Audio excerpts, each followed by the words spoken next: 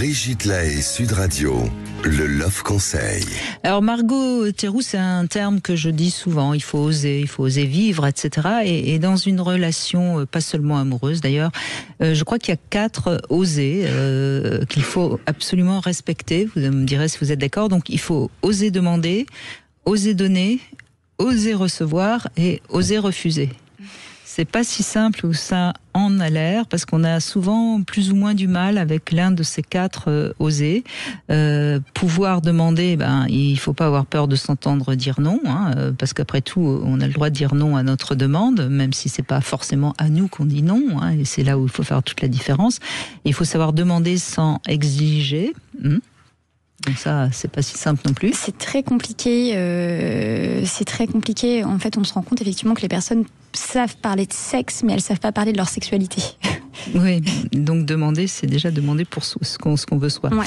Alors, il faut savoir donner, mais donner sans rien attendre en retour, et sans étouffer l'autre parce qu'on lui a donné beaucoup. Vous savez, il y a des gens, par amour, ils donnent, mais en fait, ils donnent pour être sûr que l'autre ne les quitte pas. Donc, c'est pas vraiment ça. Donner, c'est vraiment donner juste pour donner sans attente.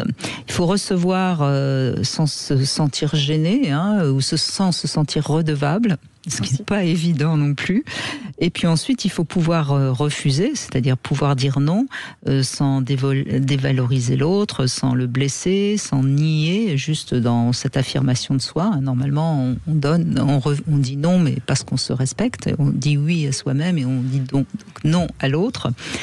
Et alors derrière tout ça, c'est évidemment beaucoup de peurs, les peurs de ne plus être aimé, de se sentir jugé, rejeté.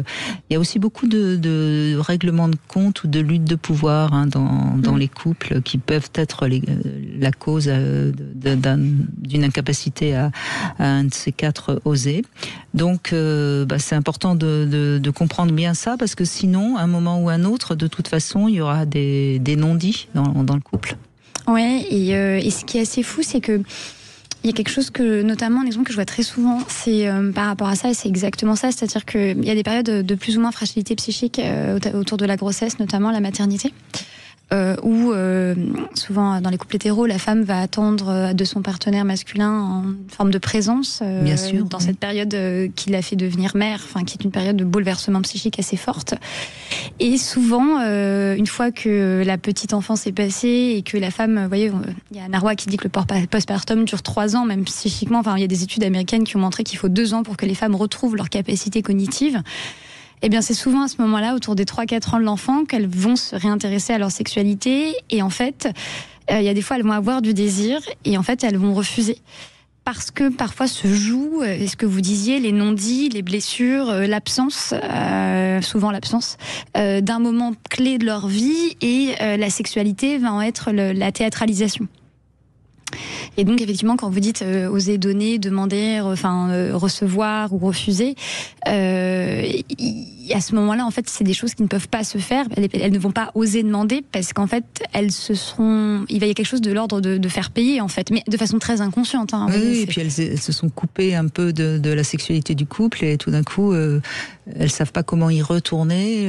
L'homme comprend pas non plus, pour peu qu'il ait pas été voir ailleurs entre-temps. Enfin bon, c'est de toute façon, on le sait, c'est une phase terriblement délicate, et moi je dis parfois même, on devrait presque donner la possibilité aux couples qui attendent leur premier enfant une petite consultation pour pouvoir justement mettre à plat certains phénomènes psychiques dont vous parlez. Oui, totalement. On en parlait, la sexualité, ça rejoue le lien d'attachement, donc ça touche à notre parent, le fait de devenir parent soi-même, ça renvoie à l'enfance qu'on n'a pas eue, aux blessures d'abandon, c'est un joyeux bordel, quoi. C'est pour m'exprimer un peu vulgairement. C'est un gros bordel, je suis bien d'accord.